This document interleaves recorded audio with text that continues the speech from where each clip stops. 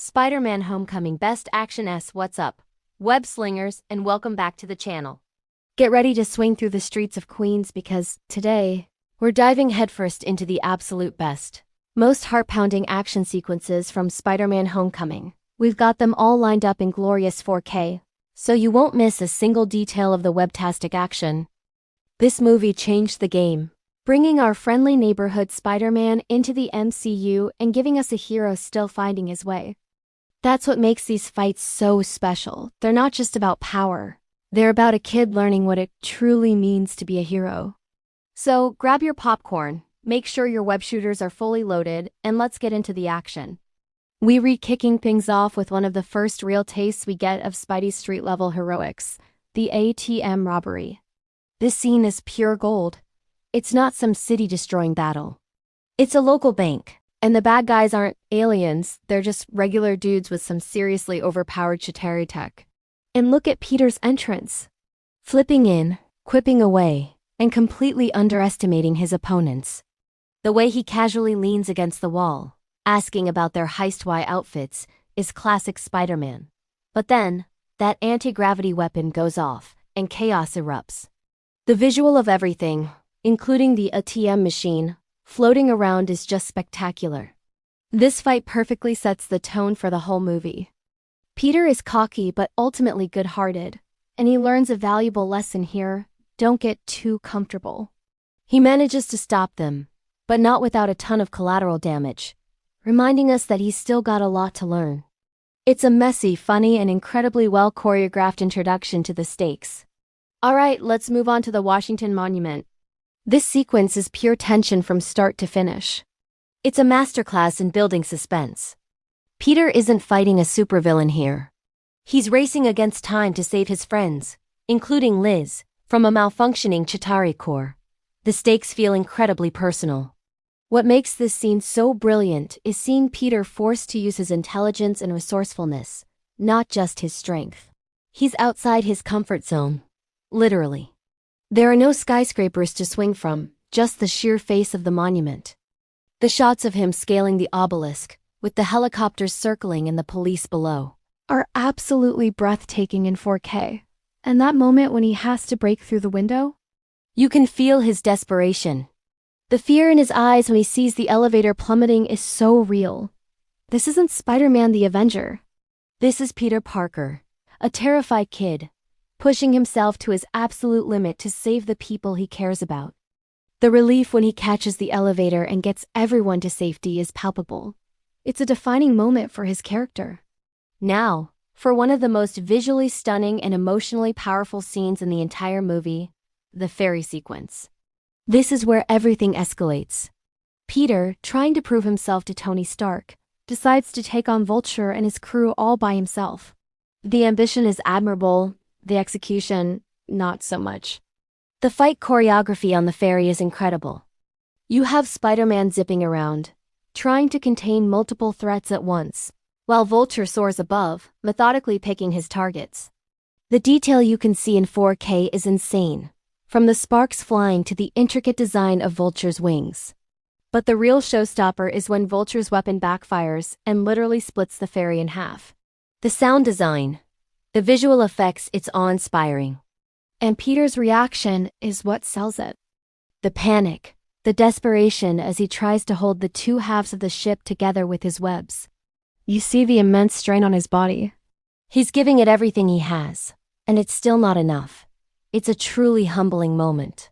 And then, of course, Iron Man arrives. Tony's intervention isn't just a cool cameo. It's a critical part of Peter's journey, leading to that gut-wrenching, "If you're nothing without the suit, then you shouldn't have it" lecture. This scene is the ultimate test, and Peter fails, setting him on a new path of self-discovery. Let's slow it down a bit for a different kind of action, the stealth sequence. After losing his suit, Peter has to rely on nothing but his wits, his homemade gear, and his own abilities. This scene, where he tracks Tom's crew to their warehouse, is a fantastic change of pace. It's not a big, explosive battle. It's a tense game of cat and mouse. Following Shocker and Vulture from a distance, sticking to the shadows, using his web shooters in clever, non-combative ways, It's pure spy thriller goodness. The tension ratchets up when he gets trapped in the damage control warehouse. That phone call with Ned is both hilarious and nail-biting.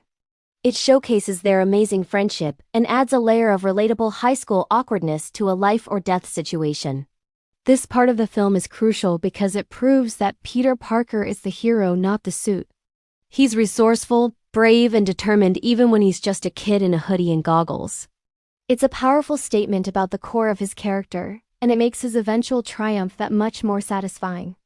And now, the moment we've all been waiting for.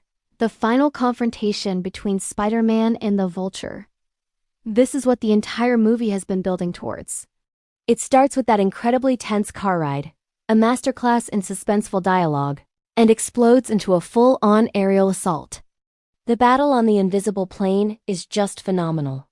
The lighting, the setting sun, the way they're silhouetted against the sky, it's cinematic perfection.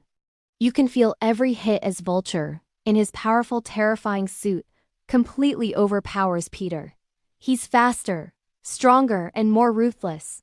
Peter is outmatched, and the Vulture's monologue about the world chewing up little guys like them is chilling. But this is where Peter's true strength shines through. The plane crashes and they end up in the wreckage on the beach. It's a raw, brutal, and grounded fight. No fancy gadgets, just two men, one in a broken wingsuit and the other in a tattered homemade costume, fighting for what they believe in.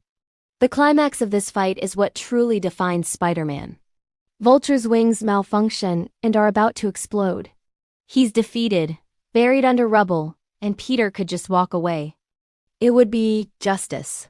But he doesn't. Despite everything Toomes has done threatening his family, trying to kill him, Peter sees a human being in danger.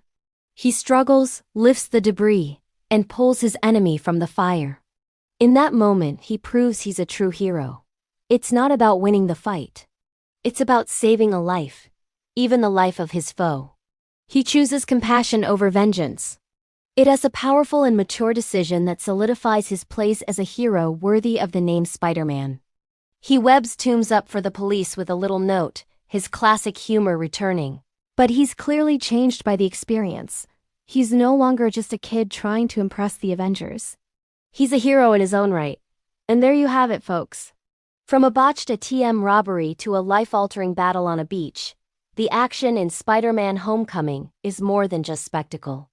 It's character-driven, emotionally resonant, and tells the story of how a young kid from Queens truly became a hero. Each punch, each web swing, and each explosion serves a purpose, pushing Peter Parker to his limits and forcing him to grow. It's a journey that's as thrilling as it is inspiring. What was your favorite action scene from the movie? Let me know down in the comments below. I'd love to hear what you think. And if you enjoyed this deep dive into the Webheads world, please don't forget to hit that like button and subscribe for more content on all your favorite heroes. Thanks for watching, and we'll see you in the next video.